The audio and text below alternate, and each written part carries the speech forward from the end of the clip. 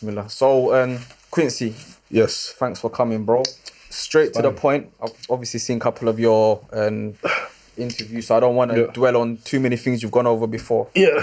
So my question from the outset will just be the person you are today, Quincey, your character, your behaviour.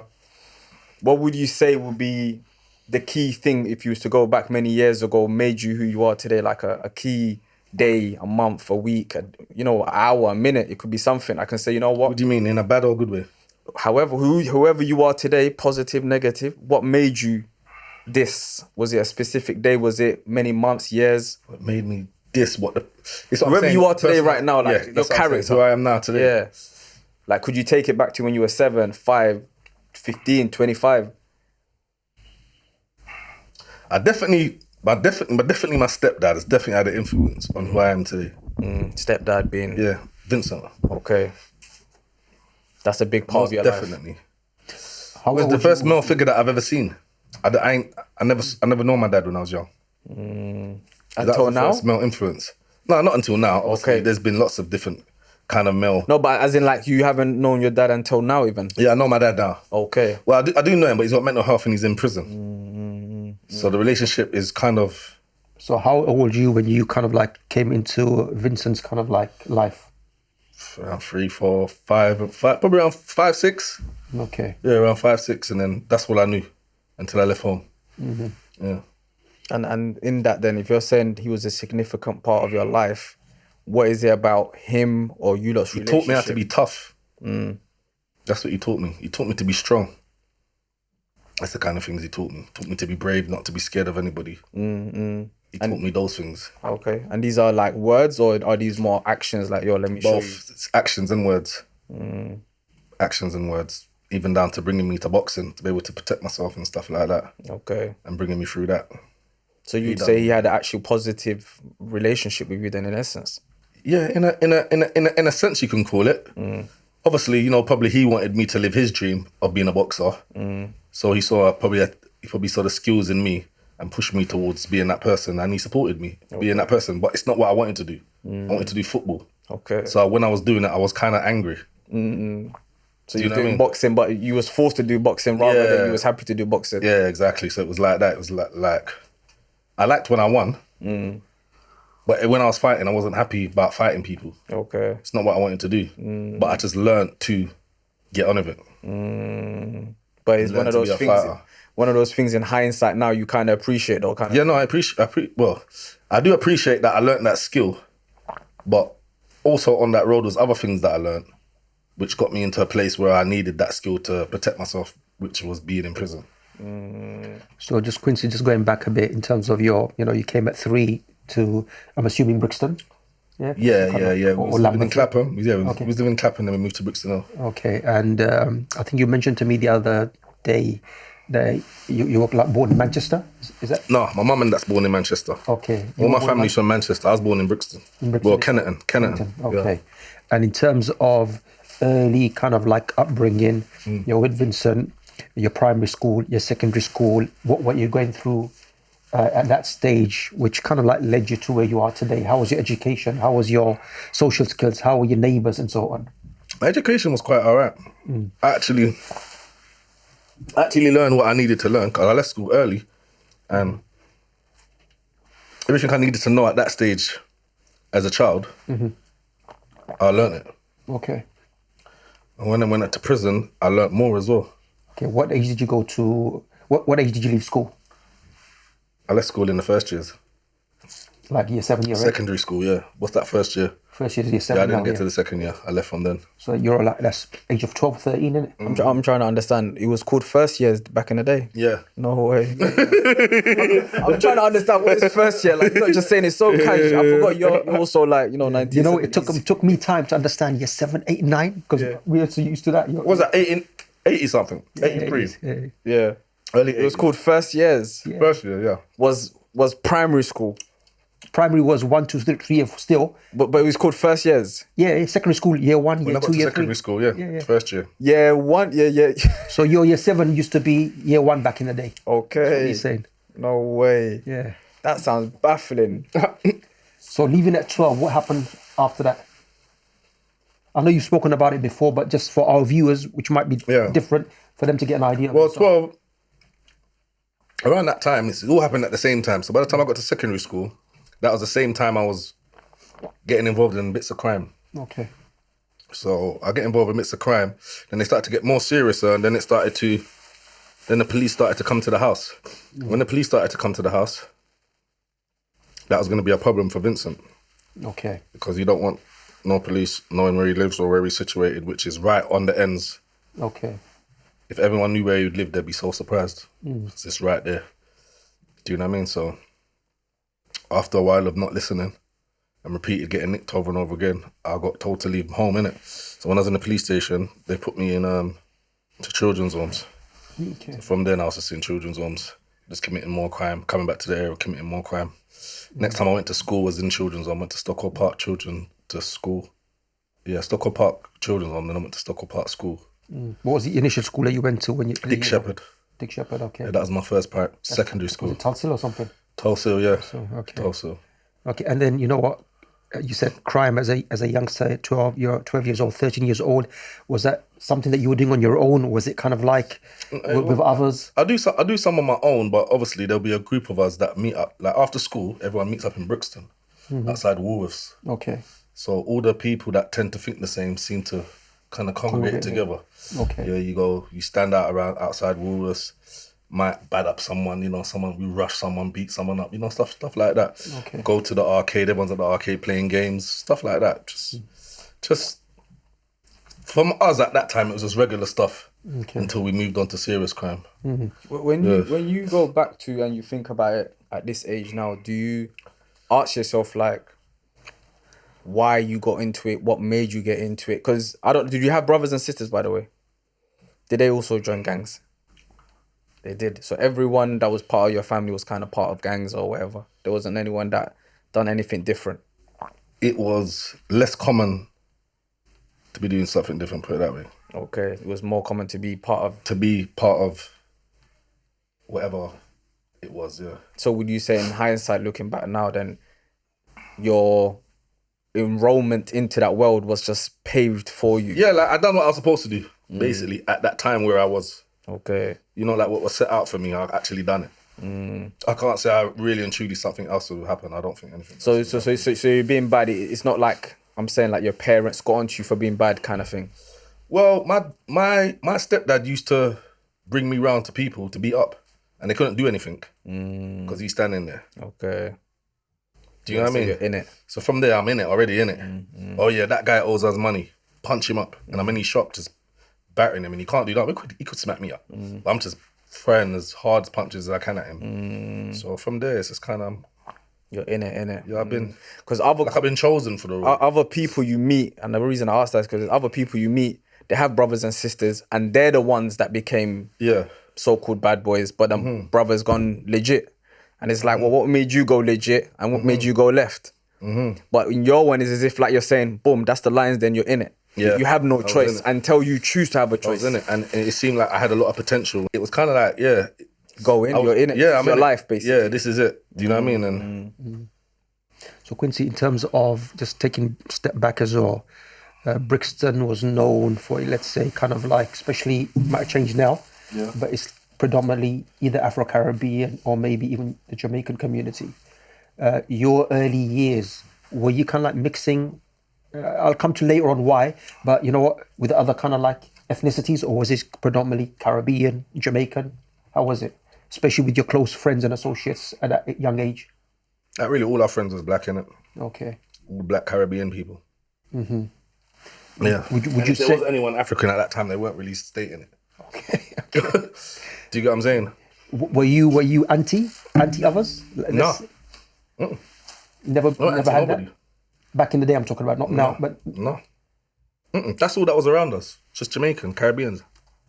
Okay, but let's say if it's a white There wasn't guy. other people around. There were. There wasn't. Like I had one white mate, was Justin, and he taught me how to steal cars, all types of stuff.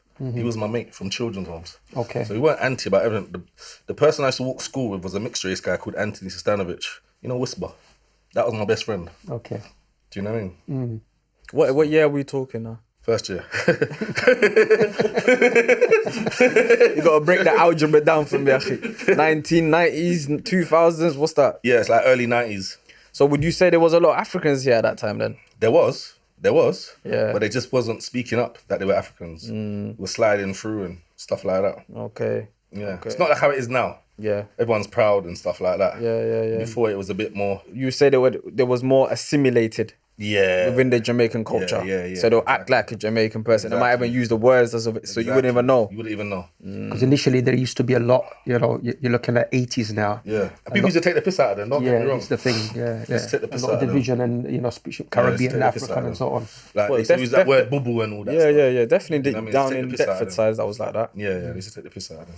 So in terms It of... wasn't cool.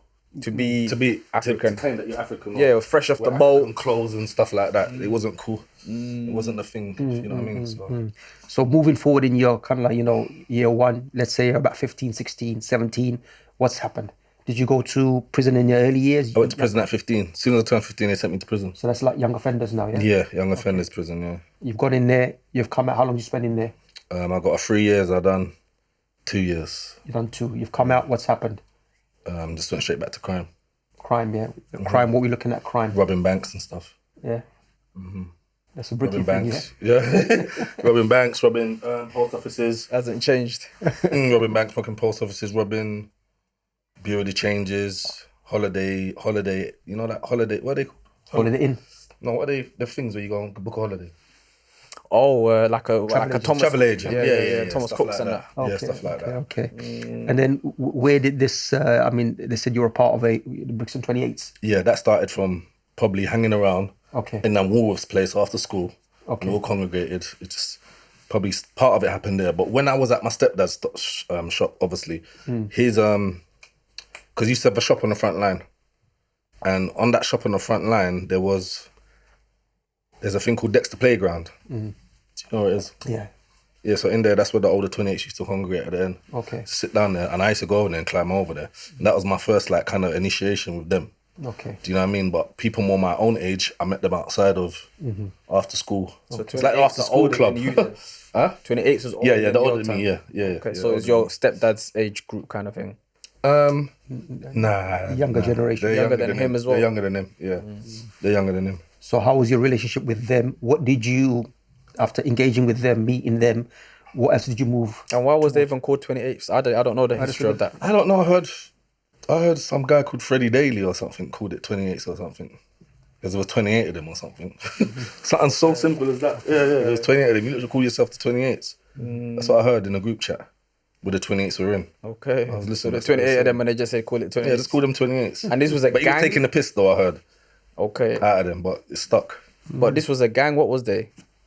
What do you mean, what was there? What was they? I don't know. Yeah, there was a gang. Yeah, was there there was a gang. actual Yeah, there gang was a gang. There was like a you gang. call Yeah, yourself there was a Peckham gang. Boys now? Yeah, there was a gang. There was a And they gang. would beef other guys or Yeah, there was whatever. a gang. They used to beef other guys, yeah. Did it start off, you know, some gangs, they, like we were discussing before you came about the, what was it? The Crips and Bloods and how that And the started. Bloods.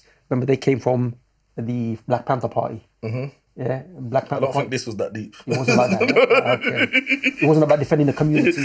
I just thought that, you know, like, there's a group of boys, probably the same kind of situations, maybe dad's not home or stuff like that, or, you know, you're allowed out and you're just congregating in certain areas and we become friends and you always see us together, we do things together, and now we become a gang. Okay. Sometimes it ain't really, you know, some people think you gotta go through some initiation process. Sometimes you just hang around with each other and it just turns into it as you grow older. But at that time, and I only kind of understand this because when I was in prison, there was a couple of elders I met that had been in prison for 20 years or whatever. And they'll talk to me about them days, like the 1980s. They would say there wasn't really gangs like that. Like there wasn't blacks against blacks. There was more united is what the arguments I would be hearing. So when they're making the 28s, who they beefing? This is what I don't understand. Untouchables. There was a group called Untouchables. Yeah. Okay. There was, innit? From Brixton. Were they from Brixton? No, I'm No, they're not from Brixton, are they? I don't know. We need to do the And they're from research. That's what Peckham I'm and saying. stuff. And they're from Peckham and East and stuff like that. Okay, so Yeah, it's a they're bit from other areas. It was bigger than how it was now. Like Brixton and Peckham and It It was bigger than that. Definitely. So like when we was growing up, we was beefing people from Junction and people from Lewisham. Which is close by to give or take. Yeah, but we'd never be beefing people in our own area. So there's There'd be such a no unity need. there. Yeah, there's no need. Everyone in our area is part of us, even if they're not in the gang. But do you think on another note, Quincey, there should have been a bit of, let's say, black unity between, people in, London. So you're saying, Junction, Peckham, Lewisham, okay, you know what? People have had similar struggles. Yeah, so why not at least have that sense of unity rather than Brixton against But how do you ID everybody who has the same struggles as you? Clothes, poverty, estates, unemployment, racism. Yeah, 80s, remember? Lewisham, you had a Lewisham fire. Yeah, kids New Cross as well, no? New Cross Deptford, fire. wasn't it? Deptford. New Cross, Yeah. Just, I think kids burned. Kids died in that fire. So wouldn't that kind of like build? And then when a bit was of a the connection? riots in Brixton? But I 1984. think it's for the olders to do that still, innit? When you're young, you're not thinking about none of that stuff. You're going to be thinking about, there was a fire, we need to do unite. you think the olders had that sense of unity? So let's say Brixton, I'm sure your olders were kind of good friends. The youngsters came on the scene and messed up. I see that in Lewisham. I've done a janaza for Del Font. And basically, I mentioned it there. I said, look, you know what? Parents' generation, actually all friends. And they were there. What happened to the young? It was a question. What happened to the youngsters? Everybody knew one another. Who's youngsters? The same youngsters, the parents' youngsters. Okay. So like Del P, Trev, Sparks, I'm guessing. That age group. So we say, what happened to them?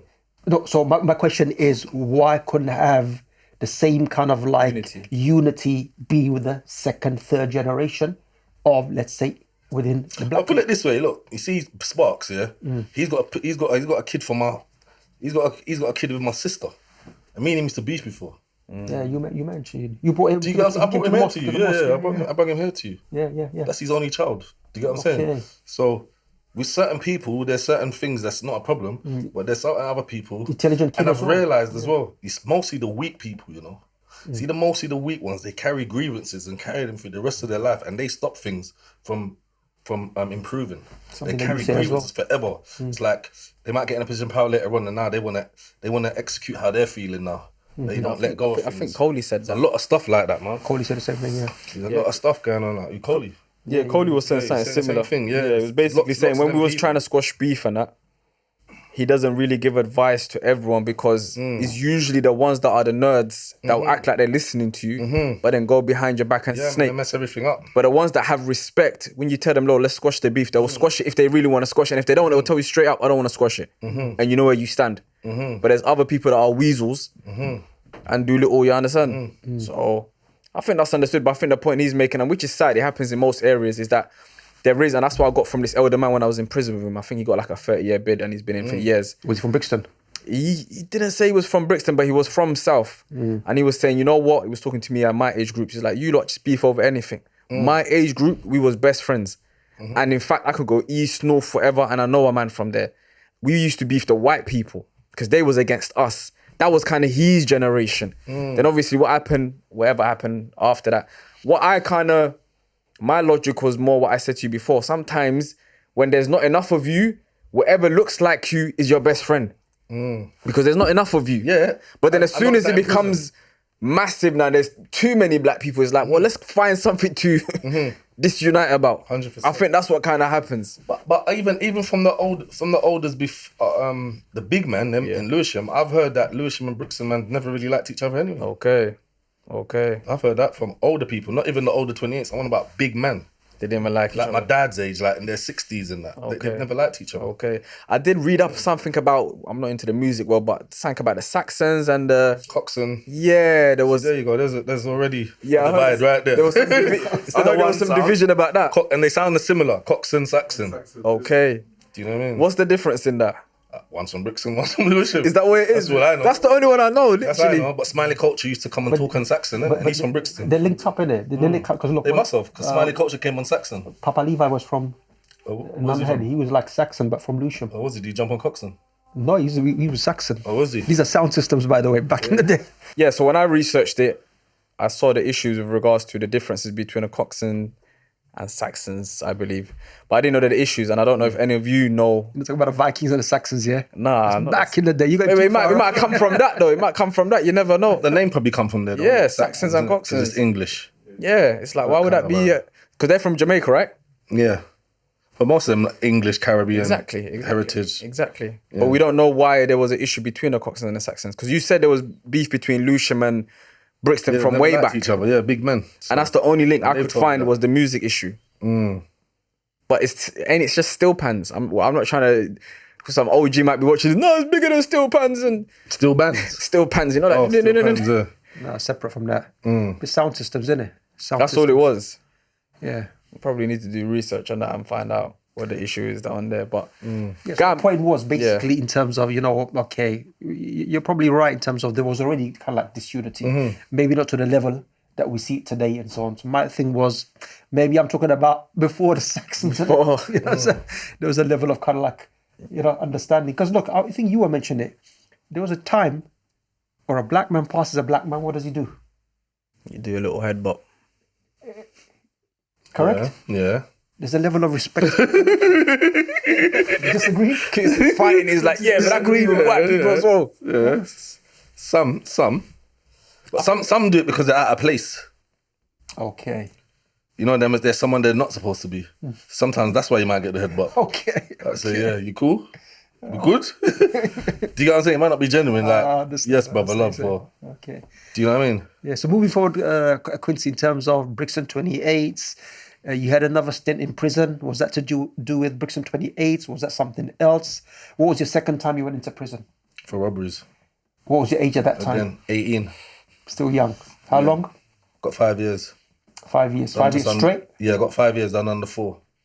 Okay, that's still a Those long... times they used to do 2/3, innit? Yeah, 2/3. How was the experience in prison at that time?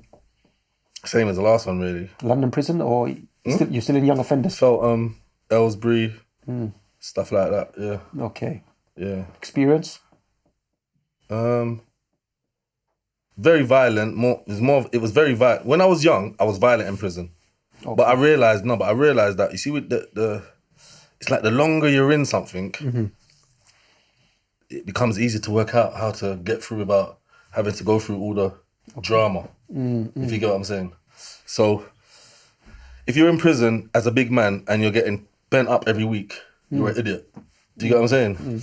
But as a young boy, you will be getting bent up every week because you're more rebellious, you don't want to hear what the screw says. But by the time when you're on a bit of bird, you realise how to just play the system when you're in there. Okay. Instead of getting caught up in it. Because you're the only one that's going to get hurt. Do you know what I mean? You're the one that's going to get bent up. You're the one that's going to be tortured down the block and stuff like that. Afterward, you think, I can't bother with all of that. Do you know what I mean? So you just find ways of playing the system instead of making the system hurt you. Okay. And in that time of, well, not just prison system, but at that age of 17, 18, 19, 20, was there a consciousness to think to yourself, what is the purpose of being a gang member or being... Did you ever think of what is my purpose of life at that stage of your life? Not at that time. I was trying to just improve my role, which was be a criminal. So I said to myself, I'm not going to smoke hard food no more, which I was doing on both of them sentences. At that age? Yeah, from around 13, I was smoking hard food. No way. Yeah, so obviously the longer we went on, the more I started to smoke. And that's why the robberies got bigger and the cash started to be more and more demanding. So when we're talking hard food, are we talking like how we understand... hard food, how you understand hard food? Okay, because I know back in the day they used to say that they used to put it onto their spliff though. Spliff, yeah. But not how the other crack... No, not they like used to not like separate on a pipe or anything. Yeah. Not in the pipe, just It's in still your on spliff. your spliffs and It's all in of your that. spliff, yeah. Just Okay. it stays in your spliff. Do you know what I mean? So that's what it was. But it was the fashion at that time. I heard. It wasn't seen as Like how it was seen years after yeah. Even now, if I see a man smoking a crack spliff now, I'll be like, Brethren, grow up, man. What's wrong with you? Like, we've done that already. You get what I'm saying? But that was like the weed of those days. Of those days. Okay. Yeah. It's like Cali those days. You know, some man smoking a little idiot weed now, and then that man smoking the 75 pound, Exactly. 3.5. That's what it was, like Cali. Okay. But then when That's people what saw it's the seen as. consequences of it, Then you realise it's not a game or a joke. And that's why I made a conscious decision to not smoke again before I got out of prison. And I never did. The second stint when you were 18 The second. Okay. No, the second stint, by the time I went in 18, but I come out early 20s. Okay. So So by you the time I made came the out in decision 20s, I weren't smoking again. But even before then, that's when I started to see my dad. And my dad is from Lewisham. That's the funny thing about it. He's from Lewisham. That everyone knows him. Okay. Do you know what I mean? So, why are you smiling when you're looking Some at me? connection, bro. The man's looking for any form of unity, bro.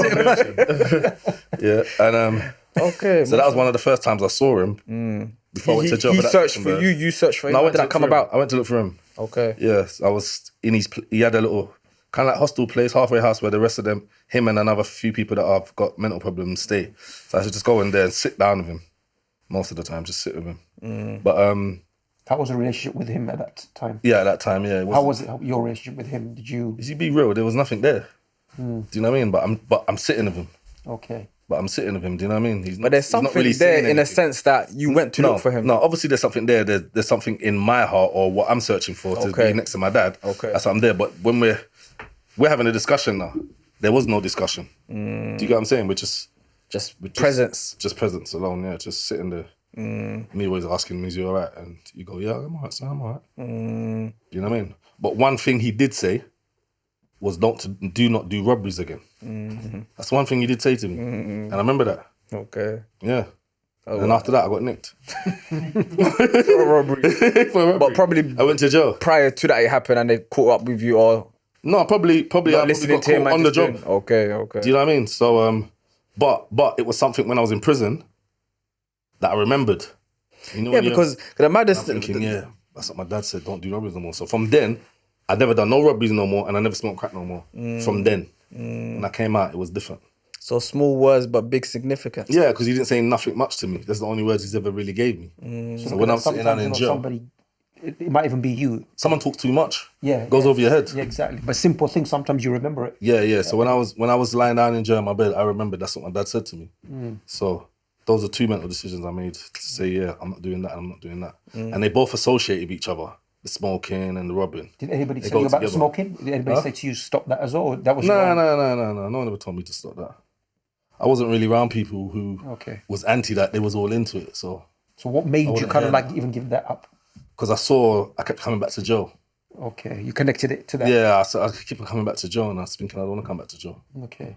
I didn't. When I'd done enough bird already, like from 15 to 20, I've been in jail. I've been out of jail 6 months, basically.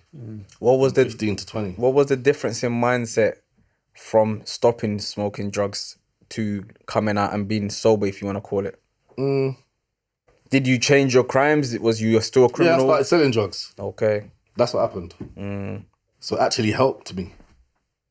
Do you know what I mean? Instead of me smoking my drugs, I was selling them. I never actually thought about it. But most of the time, they didn't even touch my hands anyway. It was just passed on to a worker. So really and truly, they weren't around me to give me no temptation or nothing. Or I was going to ask that actually, because then you're selling a thing you was... yeah, I saw it from time to time, but it never. It's just Never like, you know, went past through once you. you make that, you know, once you've, you know what it is, you see, once you've been through things, there's certain things, you see some people, yeah, when they've gone through things, they know why they're making a decision.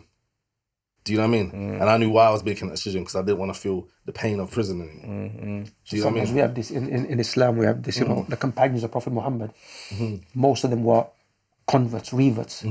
So one of the companions, Umar, he would say, look, the people who know Jahiliyyah means ignorance, they understand Islam better because you've seen the other side and the darkness. You appreciate the light and so on. So it's similar. But saying that, Quincey, in terms of, so you've come out at 20.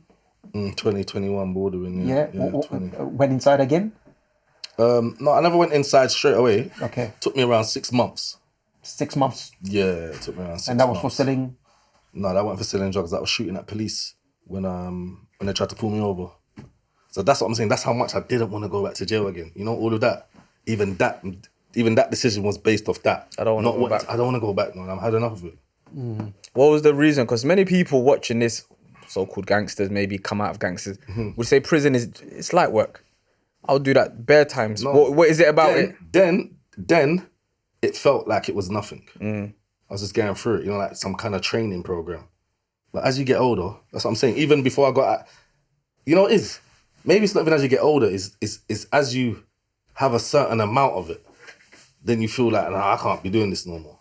Do you get what I'm saying? I've been through this. Yeah, so maybe it doesn't matter when you get it, but you say when you've had so much of something that you don't like, that's pain, you make the mental decision, nah, I don't want that again. Do you get what I'm saying? Yeah. So saying that, Quincy, in terms of the shooting at the police, was that to do? My question is also the tension between the police, black community, Brixton. Was that?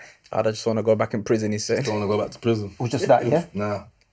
None of that bothered me. That wasn't my world. I'm all right. I'm a drug dealer. Okay. I don't know about inflation or depression or people doing anything. I don't know about none of that. I got money. I do what I want, and I live my life every day. Yeah, but I mean the black community in you had the Brixton riots where they were being targeted, stop and search, and so on. That had nothing to do with why I was shooting at them. Okay. Nothing. It was just that I don't want to go to prison. And is it after that you done your major sentence? That's when I got the 14 years For shooting at them. for shooting at them. So you pleaded guilty? No. What did you go with? Not guilty. Okay. And then I don't want to go to jail. I ain't saying guilty. and you were on your own or were you with somebody? No, else? I Cody's. Everybody Me, got done? Remy, and Timer. Which timer is that? Timer, he's from Peckham. Peckham, okay. Yeah. Me, Timer, and Well, Peckham. that is what- And my so friend that's what- Jermaine, he got off. He got not guilty. Okay. So the other guys got the same time as you? Nah. I got 14, they got 6 and 7. And again, this is a time where you're still doing 2/3 or half. 2/3. Yeah. So you ended up doing, 10 years You might say I done 10. straight, yeah? It's 10 decade, yeah. 2001 to 2011. Okay. And so you went in about 22, Yeah, no, I remember coming on to 21. 21? I was in like 21 and a half stage. Okay. It was literally out for a few months. 6 months. Peak. It's been like that every time I've come out of prison. So back to back, all in all, what did you do? Have you calculated it before? 16, 14 and a 3. It's 23, innit? No, 22. 22 years. 14, 5 and a 3. That's 22, innit? So out of that, I've probably done 15, 16, 17 years out of that. By the time you've come out of prison, could you argue you've done half of your life in prison? Yeah, 100%. By the time I came out 31, Yeah, definitely half of my life was in prison. exactly. And his initial question at the beginning, the lessons, positive or negative, childhood, prison sentence, the last one, especially the last one, 10 years. What did you gain? What did you learn? What was the experiences? What has that from there you've taken from there and that you are, utilizing today? Being creative. Being creative has definitely helped me.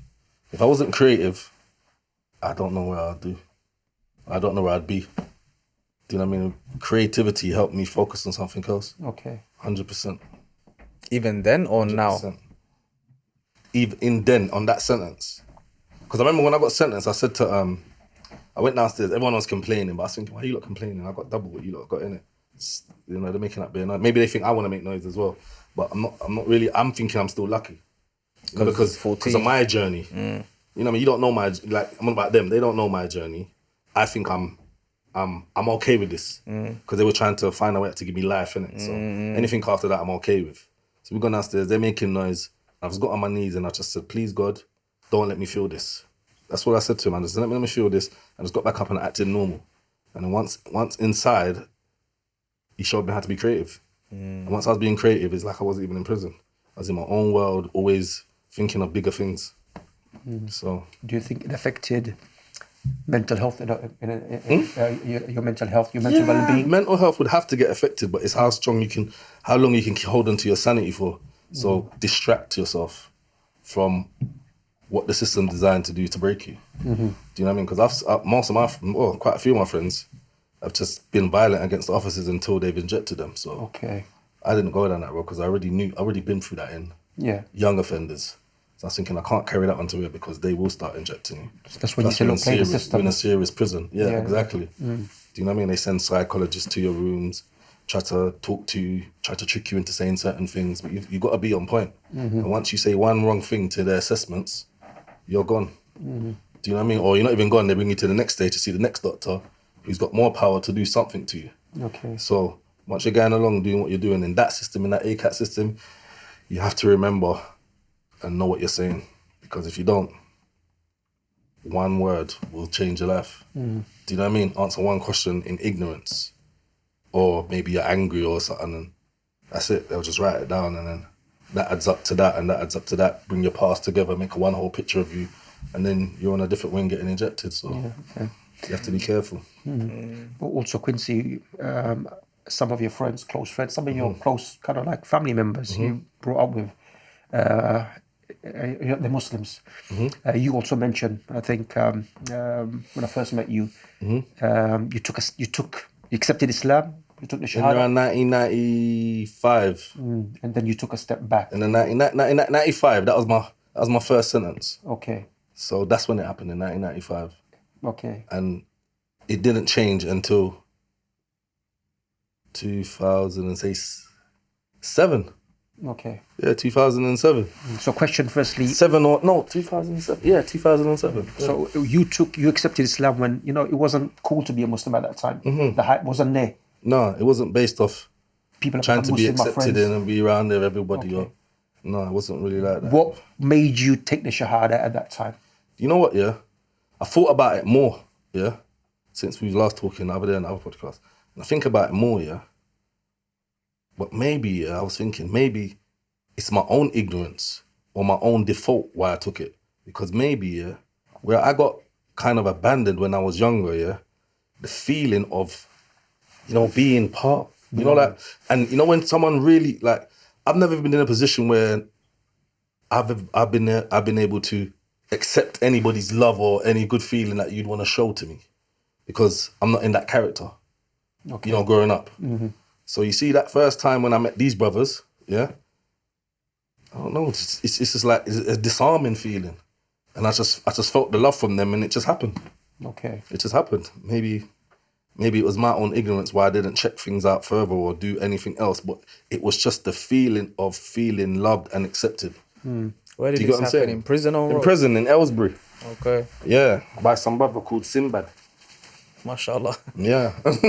Typical. I always remember him. Ain't that from a movie? Sinbad. Remember him. That was his name. Sinbad. I'm The sure Asian that- brother. He had bare gold teeth. Yeah, that's from Aladdin, no? Yeah, yeah. No, he had bare gold teeth. I remember him. He's a nice person, bro. Some shepherd's bush. It's a story. It's a story in Aladdin. Not in Aladdin, but it is a story. It's a separate kind of I think thing. it's Arabian Nights or something. Oh, He's from Shepherd's Bush, this boy. He's from Shepherd's Bush. Sinbad. I remember everything about him. So you said this was your first sentence. So you were 17, 15, wherever it was. Probably around 16. Oh, you was young then, man. Probably around 16. And they just showed you love, and then you accepted And Islam. showed me this is the way, and I gave you a couple of things to read. course. And they always keep, are you ready now, brother? And I just said, one day I just said, yeah. But you're saying for you, it was more of the disarmament of brothers showing you Maybe the love feeling, casually. the brotherhood, and the brothers A lot of together. people and say that. Yeah, that. It's like, because like I said, remember, I got abandoned when I was young. So, abandoned when you're young. Now, most of the trouble I've gotten through the years is fighting for my friends. Do you get what I'm saying? That is most of my problems that I've had.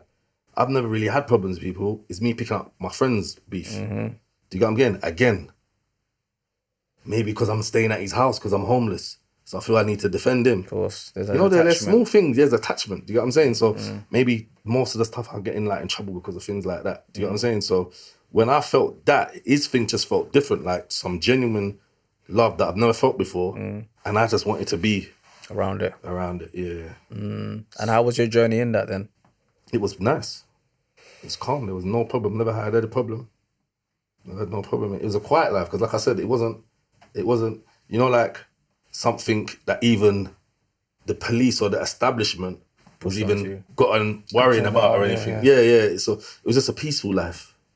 It was a peaceful life. Like you weren't getting dealt with by officers or looking at you different because of it. You was it, and it was just that. It was just like, yeah, that's them lot over there. They do their little thing on Friday. They never bothered us. You know what I'm saying? Were you praying? Were you fasting? Yeah, I was doing all of that. I was doing everything. So you mentioned up to 2007, you were kind of like, you were Muslim, trying your best. What's happened in 2007 to make you kind of like change that decision or, reflect again? What happened? So basically, now this is what happened to me. I was in prison. I was in Whitemore. Do you heard of Whitemore? Yeah. So it's an ACAT prison. Yeah. So all the dangerous people Dispersal. that you think or you see on the newspapers or the news, they're all in there, innit? Right. So basically, what happened was that 7/7 happened. Yeah. So I'm in prison now, and I saw that happen. I was like, raw. Because what I heard is that happened, and then I heard them man that's coming in the prison. The ones that done that. Yeah, the ones that done that, innit, yeah. And the ones associated with it, they're coming in the prison, innit? So, but when I'm listening to, you know, how can I Everyone talking about it kind of thing. Yeah, you know, like they're, you know, like it was like something great was happening. Do you get what I'm saying? Okay. Yeah. So I was like, man, I'm thinking, raw. Imagine my mum and all them that was on the in train that, and that. of Do you course, get what I'm saying, bro? of I'm course. thinking, raw. And then you're telling me that, nah, I'm supposed to look at these guys like heroes or respect them or. So from that, yeah, there was something that clicked in my head. I was thinking, raw. You see me, yeah, when I fight, yeah, I fight with conviction because I know that I'm right. Do you get what I'm saying? Even if it's not my fight, it's the fight I picked up. Someone that's been wronged. Do you get what I'm saying? Yeah. Most of the time I've been fighting for them kind of people. People that have been wronged, innit? Yeah. So I'm like, raw. And then there's been lots of different things, you know, like me seeing brothers fighting brothers because of Drugs and that. Yeah, well, you know what it is? Drugs is always behind most things. Like, it might not be fighting for drugs, but because remember, you got to remember, there's a lot of people doing life and never coming out of prison. So you see things like drugs, they can help you live good in prison. And every human being, well, mostly every human being, they don't like to suffer. Do you get what I'm saying? So even if you are a brother or any other type of religion, you will still accept certain things. Do you get what I'm saying? So like, I'm a brother who's getting food in. You're a brother that's got muscle. You come under my wing, no one can't touch you. If you're gonna have beef with that other brother, I'll deal with that brother for you because you are feeding me. There's all, you know, like there's things like that go on. Do you get what I'm saying? So drugs might not be, they're not warring over drugs, but sometimes a relationship of what I can do for you Convenience. could make me be more like, you know what, I'm gonna exert my power today and tell you brothers to leave my man alone. Do you get what I'm saying? But it's not for the right reasons. It's because he's feeding me. If you ain't feeding me, I'll probably throw you to the dogs. Do you get what I'm saying? A few points on that. One, you know, that's not the way it's supposed to be. No. Yeah. And I know that because I've already seen it. Yeah. It started to change. Do you get what I'm saying? I've already seen it. I saw it in the beginning when most of these people was not around or thinking about it. Yeah. So I know how it feels. And also in terms of, look, 7/7, you know, glorification of these things. You know, I was going to give you an example before in our podcast, but in the other one, in your one, but I'll come to that in a minute. You know, Prophet Muhammad, peace upon him, he spoke about war and battle. And he said, look, to his companions, like disciples, when you go out in war, go out in the name of Allah. Make sure you don't kill a woman. Make sure you don't target an old person. Make sure you don't target a monk. Make sure you don't cut down a tree. He's speaking to warriors and giving them guidelines that, you know, even in that situation, you're going to observe certain things because you don't want to fall into sin. Now, bring the scenario, tube, buses, innocents, random people, which isn't even war. So anybody glorifying that, it's not like, ignorance. you know... That was the next problem I had. So basically, American person coming to the prison. Yeah. Just American. He ain't in the army, he ain't in nothing. He's just American, man. He's got for counterfeiting stuff. Now all of a sudden, those guys are in prison. You know, the ones we're talking about. Now there's an order in his head that he has to get hot oiled because he's from America. And I was like, no, that's long, bro. Why are you gonna do that? He ain't done nothing to you. Again, you know the guy, he's gonna get wrong. Me being a speaker for the weaker people. So I'm like, bro, that's not happening, bro. The mean it's not gonna happen then. I said, all right, then cool, no problem. So I told my man, bro, do not go to the kitchen at this time. Do you get what I'm saying? He didn't go to the kitchen, but what he did also do is go and tell them. That's how scared he was. I just helped you, and you're so scared of these people to be on their side, you went and told him. So, but nothing ever happened to me. But in that situation, I felt I was helping him not to be a victim of circumstances because he didn't deserve that. He was about to get hot oil thrown on him just because where he was born, which I just felt was wrong. Do you get what I'm saying, bro? But Quincey, And that's the kind of people I'm arguing. I'm arguing with people who think something like that's right. yeah. Do you get what I'm saying, bro? But what So all of this is turning me down. Quincy, what you're following in that situation, I mean, number one, it's fitra. Fitra meaning your natural disposition towards goodness. Number two, You know, I always say, look, some people ask me questions, is this right or wrong? I give a solution, which is simple. What would the Messenger of Allah, Muhammad, peace be upon him, do? Same for you. What you done would have been his stance. Defend the oppressed. Well, that's what the Prophet ﷺ said in a hadith. What did he say about your brother? They said, okay.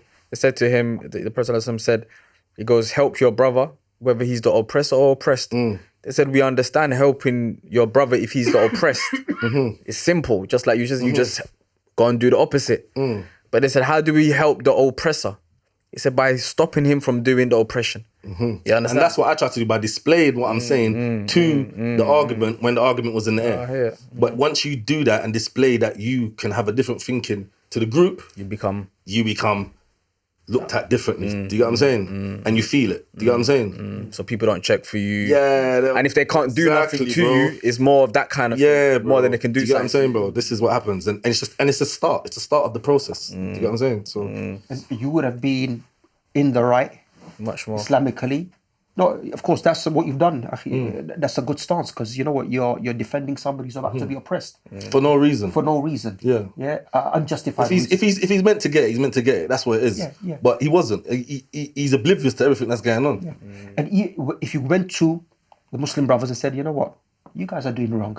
That's not right. No, that's what happened. You would have been in the right to. But that's what happened. Okay.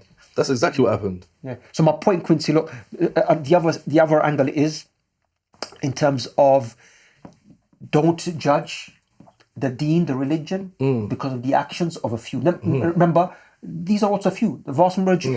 I hear that, but I thought about it again. Remember how I came in? I came in based off the I was love gonna of the actually community and literally the about to feeling. say that. So when that community and feeling changes, it changes me. Yeah. changes the It feeling changes towards you. me. No, the feeling, how I feel about this feeling that I love so much. Once it starts to change, I start to change. Basically, how he entered what I'm into saying? Islam is through people. Okay. And what's Through kind the of love taking and the him out from feeling that is through people. and the righteousness of what we say and the feeling and the understanding this and understanding that is all gone. It's all, there's something else there, and there's so many, and sometimes, you know, when someone can make one mistake, or even two sometimes, but when the things keep on going that way, it's like, you don't feel it no more.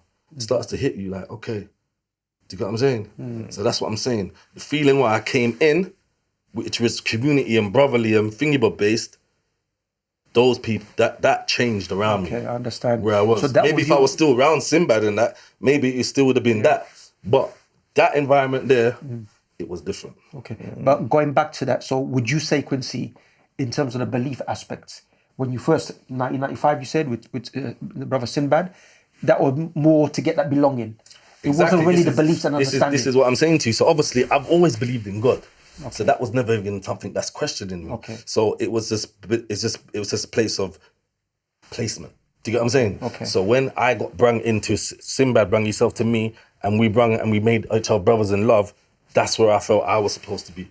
Okay. That was it. I already believed in God. But let's say God now, it's not the Son of God, Jesus Christ. No, I just believed in God. Okay. What about prophets and God. messengers? I don't believe I need to go through anything to get to God. It's just straight God. Back then or I've always thought that. okay. Always thought that. And you I used to go Sunday school. Yeah.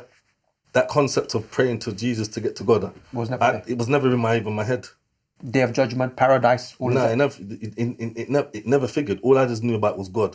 I could look around and tell that there was definitely a creator. Okay. I've always known that. Well, I kind of noticed because when you said you got the sentness, you said you got on your knees and First thing I thought, it was before anything, because I knew this is a space I ain't been in before. I could break. Do you know what I mean? But when I'm in that moment of I need to speak.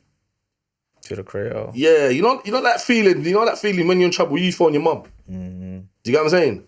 That feeling there was new to me, and I just thought, I need to talk to God right now before I even say anything to anybody. I'll talk to you lot after, but right now I need to do this. And I just got down on my knees in front of everyone. There was the dome rub. You know the people that rub the dome, the Millennium Dome. They was all in the room. Blue from North London, Clint, all of them. They was all in the room in the same room.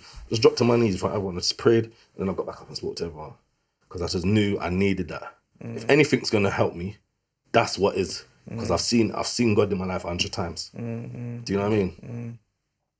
Anytime I used to cry, it was always to God. Do you get what I'm saying?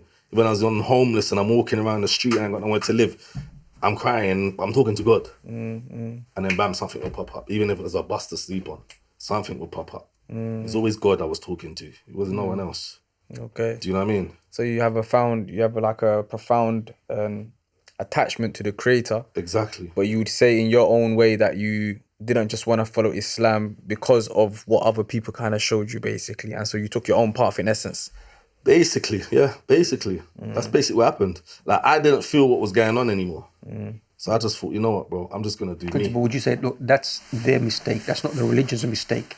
Remember, we spoke about agendas. I never said it was no one's mistake. I just said it was just the way I felt. It's the feeling. Because I came into this thing based off feeling. Okay. Do you remember? Because remember, when I'm in there, yeah, Sinbad is not the majority. Okay. Do you get what I'm saying? He's not the majority. He's like, the mosque, the mosque on Friday is probably not more packed than this room right now. Okay. Back then. Back then, there's probably no more people, no more. The Imam and us, that's it. That's it.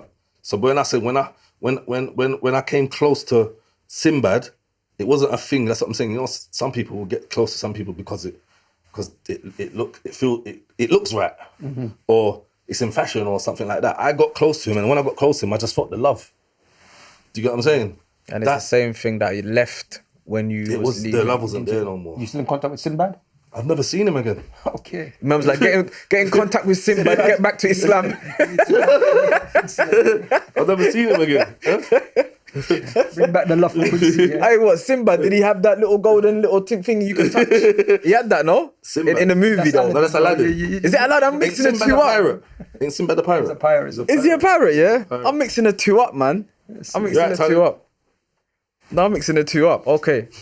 Would you say in that time, because I get what Imam's trying to push. Imam's trying to basically push I know that. what you're saying. I know exactly what you're saying. Logically, Islamically, all of that was incorrect anyway. Exactly. But I'm kind of And getting he's from saying you. I shouldn't base my opinion based on on that. that. I know I get that. that. But I got to tell you, I got to let you know how, because I thought about it, because he kind of brought it up the other day. And it made me think about it. So when I rewinded the camera back, I had to remember this is how I got into it, based off the feeling of And it it. was the same feeling that made you come out. And the same Opposite. feeling that made me came out. That was it. That You know was what it. name they gave Quincey? Yeah. When Quincey became a Muslim, have a guess what name they gave him? What name they gave him? Yeah, have a guess.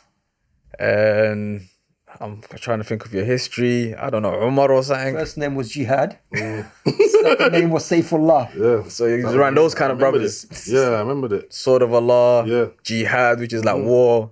Okay. And you took these names like, yo, my name is Jihad. But I didn't know what it was at the time. But Quincey, from a religious... Do you know what I mean? It sounded nice to me. Huh? Until 2005, they say, yo, you're getting arrested, man. Your name is Jihad. So moving forward, Quincey, in terms of you've done your sentence, you've come out. Yeah, you're now 32 when you've come out. 32. Yeah, February? 32. Yeah, 32. Yeah, 32. What's the lifestyle? You've come back home, London. What's London like? What's your lifestyle like? What's going through your emotions, through your mind? Well, I was banned from London for like 2 years. Okay. So I had to live in Manchester. But obviously that's where my family's from. That's why I lived. That's why I moved to, they wanted to know where outside links. Okay. So I told them my family's in Manchester, so I lived down there for 2 years. But that was the best thing that happened to me. Because in that 2 years, I was able to make myself strong and decide what I want to do. You know, usually you come out, when you come out, you step back into other people's world straight away. You know, like as you get out of prison, you jump in your friend's car. It's all action in there, innit? Earphones are ringing, before you know it, you're doing something that you're not supposed to be doing. You know, like and that's from the gate. Okay. Do you get what I'm saying? You got no time to think. People pick you up. Yeah, and remember, their life's been going on. So you jump back into there, there's a different pace. And everything just comes at you fast. And before you know it, you're hearing this, you're hearing that, you want this now, you want that, you're back in. Do you get what I'm saying? But where I was in Manchester for 2 years, by myself, It gave you time to just slowly, at your pace. yeah, to decide, this is what I'm doing. And I started to make different friends around the community. But let me talk about changes now, because I had a similar issue when I was trying to change my life.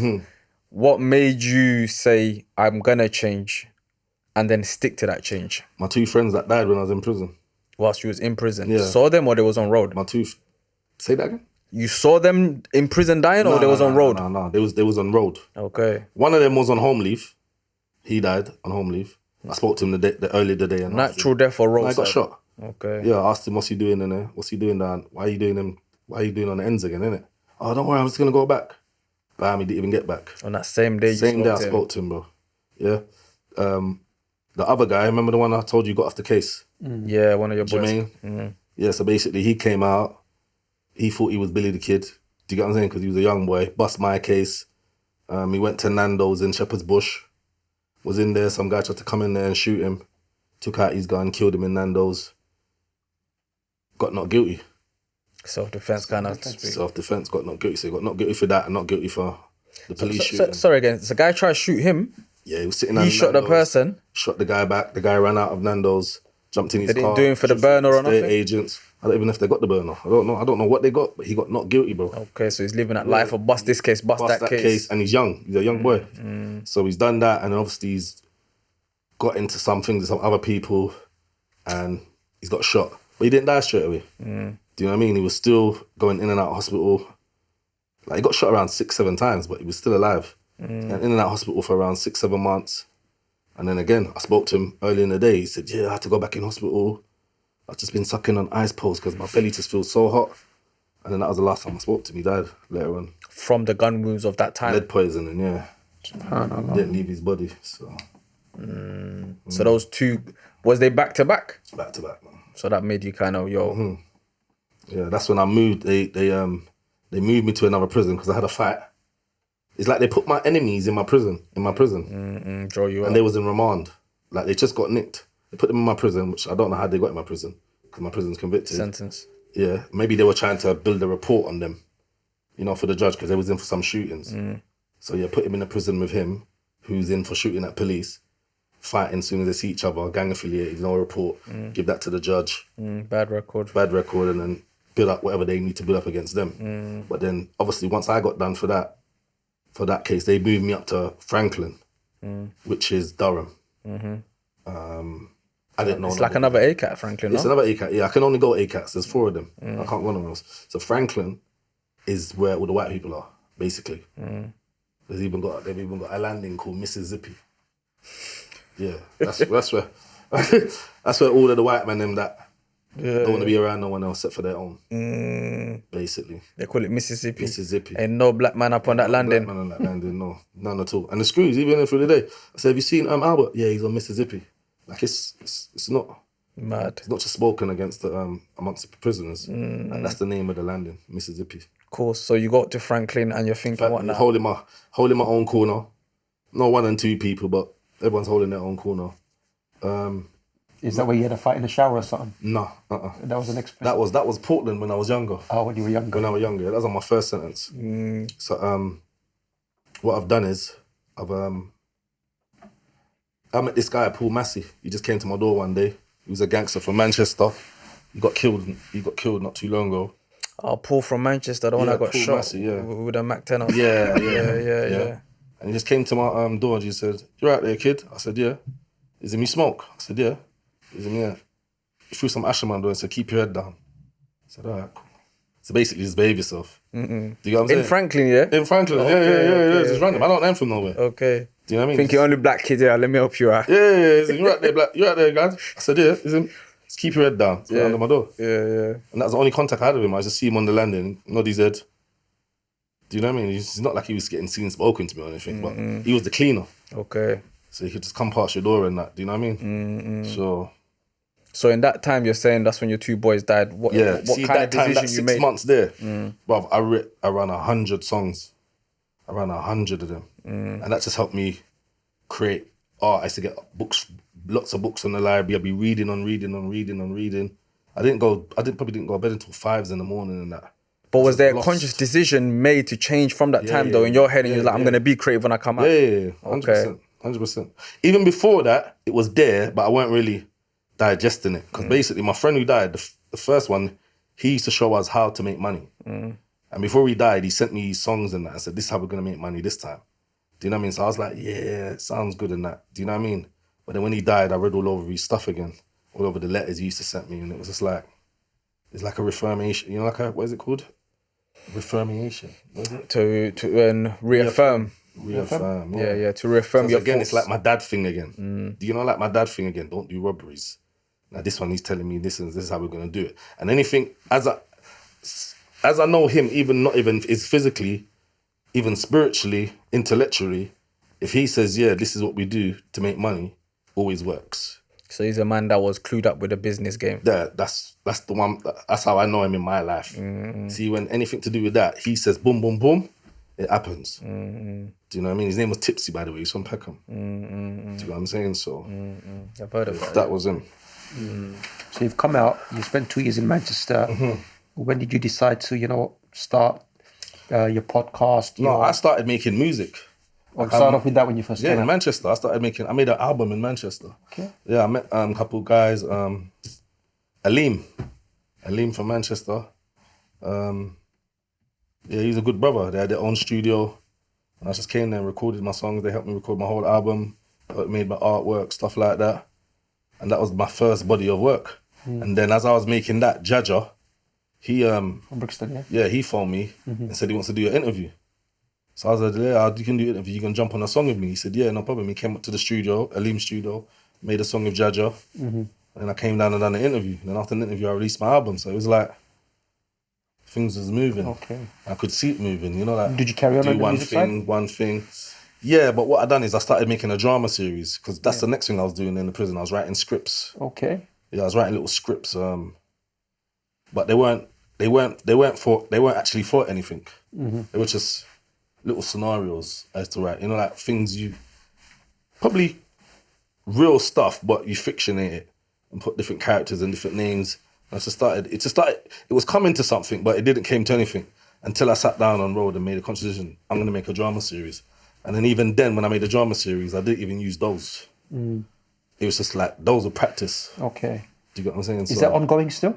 Yeah, it's ongoing now. Because somebody Real said life. somebody from there got a part in EastEnders. EastEnders, yeah, Justin. Okay. A few people have.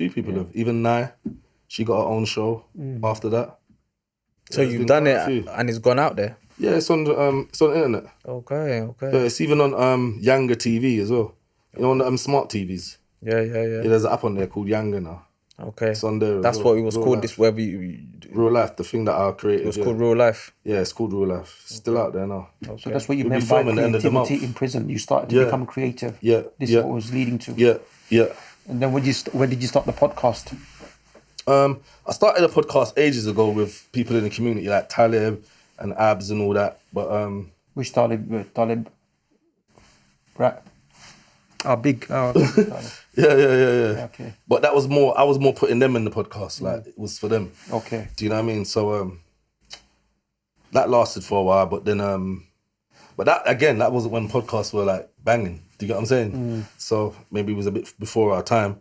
And then the guy where we used to do it, the location, he flew out to Barbados, didn't come back for a while, so that kind of cut short. And we got back to the drama series and making music and stuff like that. Your vision for youngsters was your through the podcast or drama? Through the drama. Yeah. Through the drama series, like more, like we used to work with a organisation called Code 7. So Asher used to get like all the little youths from his what did I say? Top boy. Asher. Asher Senator. Okay. No, you know about Asher. Asher D. I thought Asher you D. said. I think No, Asher gets his thing. no. Okay. Asher Senator. He's got like a youth project. Okay. Talib works there as well. Okay. Yeah, he works there as well from time to time. He used to do security for the school run. Okay. Yeah, he does things like that, school runs, keep the kids safe and that. So some of them used to be in the drama series. So we used to get them like that. And then obviously once the drama series is on YouTube, you even get youths on the street or in my DMs saying, can we have a chance? We always find a way to incorporate them. So So are you writing it, directing it? yeah, all so of that? basically I direct it, and what I realised is when I done the first series, I was working with people that are unreliable. And it's not their own fault. It's just that circumstances. And I get it, because that's how I used to be. So I get what's going on. But the first time was understanding that. Do you get what I'm saying? That first time, people are letting you down and the story has to change and da-da-da-da-da. And then I realised you have to leave the story, how can I say, loose. If you don't leave it loose, we're supposed to do one scene today. I'm going to call you. I'm going to call the Imam to do the scene, and you're not going to turn up. And the Imam's going to turn up. And you probably turn up again the next time. And then So this you want it to scene's be going fluid. on forever. and then before this the whole thing dies. Because talking to a lot of creatives, people's got a lot of ideas, but it's the consistency that lets them down. So I had to find a way of being able to adapt to whoever turns up on the day and make it happen. So I couldn't write a scene. I said to keep it loose. I know where I want to go today, and I'm going to make it work today. So I had to be thinking all the time, and I'm going to tell you to say this and say that, but I want you to say it in your own style. We're going to get to A to B, and the episode's going to be done. Sounds like a difficult task, man. It was difficult, but anything you do that's difficult, over and over again, and it comes easy. Easier. And has that become a means of financially kind of making yourself No. stable? No. And when I done it, it was never even about finances. Okay. For me, it was about doing something instead of doing that other stuff. So I've never made finances of that to the drama series dictate if it's going to happen or not. Okay. God found a way to make it happen every time. But have you got money through that? Has that helped you? Nah, you don't really get money through YouTube. Okay. Do you know what I mean? Unless you're getting millions of views. Do you get what I'm saying? Like, we've accumulated a couple million of views. Okay. But unless you're getting millions of views per episode, You're right. you're not really going to make no money. Do you know what I mean? And if you do, it's silly money, innit? £200 a month or something like that. So... Yeah, so now where are you with life and, you know, your goals, etc., etc.? Well, right now, I could say I'm in a better position than I've ever been. As in, my mind, spiritually, financially, stuff like that. Do you know what I mean? So, I'm doing a podcast now. Don't know where I am now. I think I'm 10 episodes in. It's called QB or Not To Be. It's on Real Life TV UK. And like when you asked me before, what's the aim, what's the things about? It's basically just like, I always watch all these podcasts on YouTube. Well, I used to. And I just found them just glorifying the wrong people or talking about just stuff that... Well, a lot of them get a ain't gonna lot of change views. anything. Yeah, but that's how they get their views. Yeah, because they talk But a lot of trash. I've never cared about views. So I'm going to think about something else. And I've realised, even the more you consistent you are, the more chance you're going to get to be where you want to be. But some people, they do things and it might be positive. They don't see the amount of views and they give up. Give up. Do you get what I'm saying? So that's why all the other stuff is winning.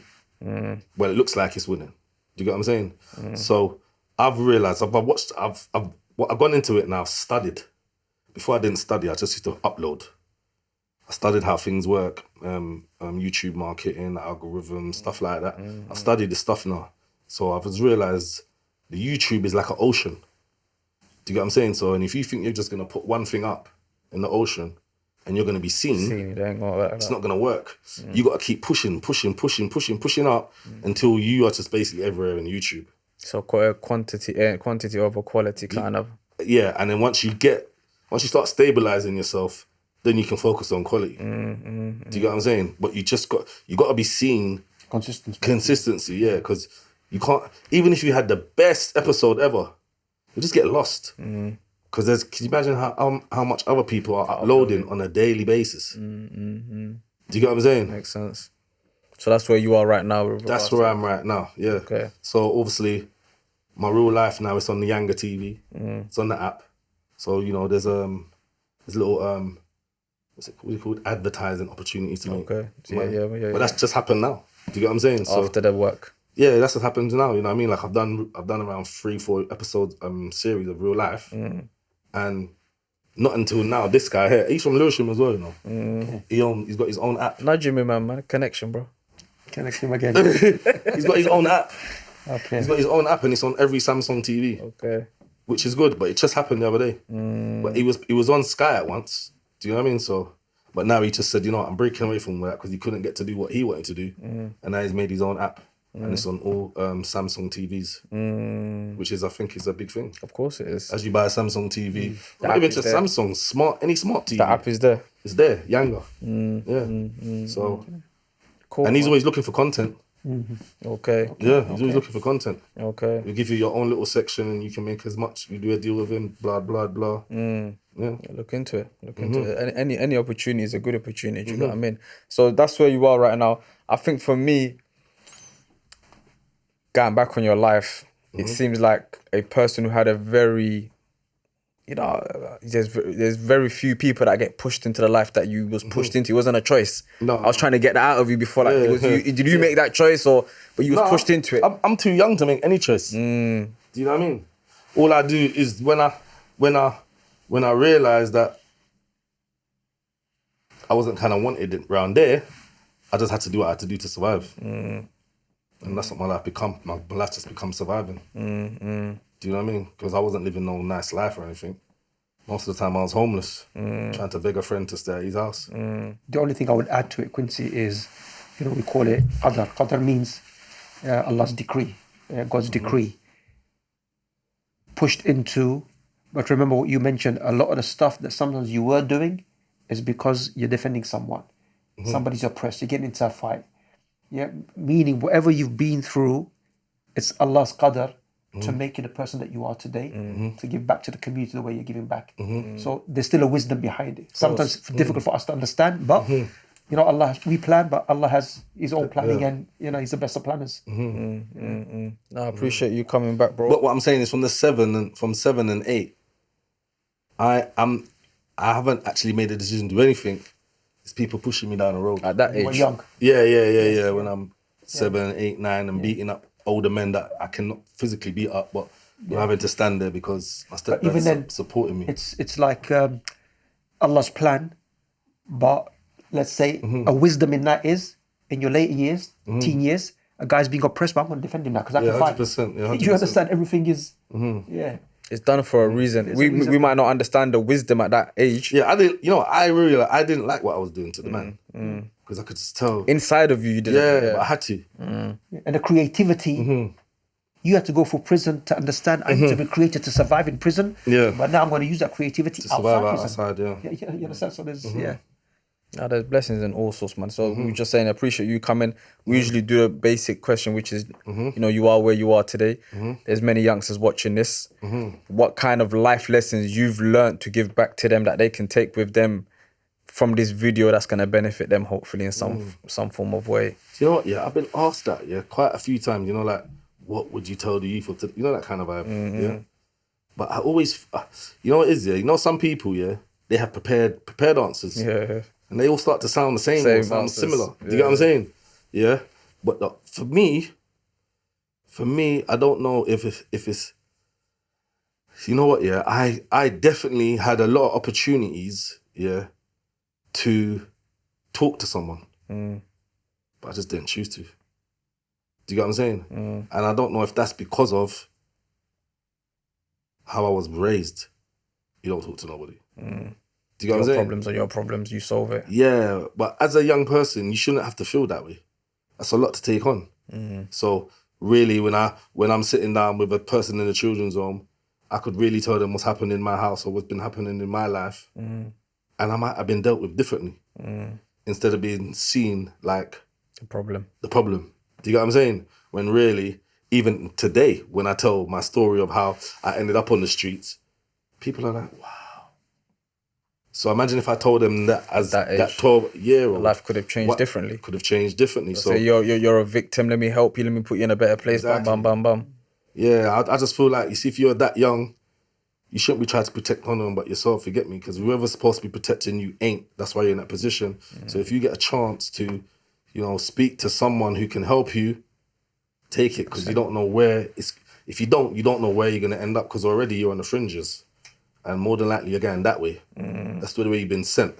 So if you can meet an angel on the way and they say something and you feel like, you know what, maybe I need to, you just need to tell them what's happened, man. Do you get what I'm saying? You mentioned something to me in the past. If we can get the youngsters to talk, just talk, we could resolve A lot of problems. stuff. Yeah, so A lot that's of a big stuff. thing So in itself. that there. I know there was a lot of situations, a lot of people I could have talked to, but I just chose not to. Do you know what I mean? And it could have saved me. What saved me from the experience that I had, I don't know. I might have gone down a different road.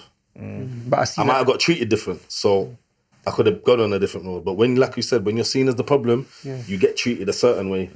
And it's like you get fast-tracked that way. world, yeah. So that way. Do you get what I'm saying? When they don't understand your situation as an individual. They just put you in the box with the rest of them. So But Quincy, I see you as a leader, and I think this is what we've got to now give to the youngsters. Let's talk, let's engage, let's speak. You know, and I'm for kind of like engagement and unity to stop what's happening, you know, on the streets and so on. So All form of unity, man. all forms of unity, Akhi. Form of unity. no, but do you know that the unity is gonna be hard, isn't it? Because obviously, you see, when you've been through stuff, yeah, you understand that concept of what you're saying. It just makes the only sense. Yeah. But what it is when you've been, when I'm saying been through stuff, obviously I've been through stuff, but in a different way to different people. But in the community where we were raised up, most of people who were really doing what they were saying, or however these people look at it, they went to jail. Do you get what I'm saying? They went to prison, and then the people that they left in the community is probably people they used to intimidate, or people they used to bad up, or people they used to rob, or people, and then you come out, and now these people are all in power. Yeah. So you The victims become... they're in power now. So you try and tell them now they got little youngers that are press buttons for them to release the youngers. Yeah. Yeah. They're not hearing you, bro. Yeah. I understand it because it makes sense. Like, we're all grown. Let's move forward. Yeah. And we know that I've already seen what destruction does. Do you get what I'm saying? But they don't care about that. They've been out here. They've had their money, Yeah. and now they've got these little youngers who they've got influenced. Yeah. A few So things. it's hard to build that community when you've got these people. You're telling them that you want them to relinquish their lifestyle But Quincy, look, and their power and their status. one is a lot of them are victims too. Also, if we don't, then what's going to happen? And that's why one of the things I mentioned to you on the podcast was to Talib. I saw like a clip of yours talking a while back, and I phoned Talib. I said, look, chat to Quincy. Nah, that's not Quincy's, how do you say? Quincy's above that. Because you were just speaking about our next guy, but kind of like, you know what, maybe disrespecting the guy. It's from another ends. So I phoned Talib. I said, Talib, look, chat to Quincy, because look. Who was that? Mega Man or something? Yeah, Must have kind of been. like. No, it must have been, because that's the only guy I've had anything to say about because of he done something wrong. I don't bother people. It must have been him. Okay. But this is what, you know what, we need to give youngsters positivity to say, look, talk, engage. But like he said, even though you say that, man's only human. You can attack me and my family. Yeah. I'm going to have something to say. This is normal. I'm not saying I'm going to kill you, but I just have to basically tell you what the problem is, instead of you trying to pretend to the masses that there's another problem. Yeah. We know what the problem is. And I don't want to go into it. Yeah. Time and a place. Yeah. You don't want to fracture Imam's unity, bro. Yeah. You're going to put him in a sad face. I'm aware of these things. Yeah. I'm aware of these things. No, of course, there's a time and a place for everything, and I get what you mean. Sometimes you do have to, shut down some things Exactly. in order to clarify things. I get that, and I've probably Imam's angles. Probably you could have maybe worded it different so that there's more unity. We can drink coffee and tea after this and find solutions. But I think our time is gone past what we usually speak on is hour 20 minutes. Good. But love for coming down, bro, and showing some love. And inshallah, we'll catch you on the next one. Yeah, no doubt. And that's it, bro. So yeah, we'll catch you on the next one, boys and girls. Assalamu alaikum wa rahmatullahi. And the sleepers. And the sleepers. And the people at the back. Yeah, the sleepers. Look, it's big bears are sleeping, bro.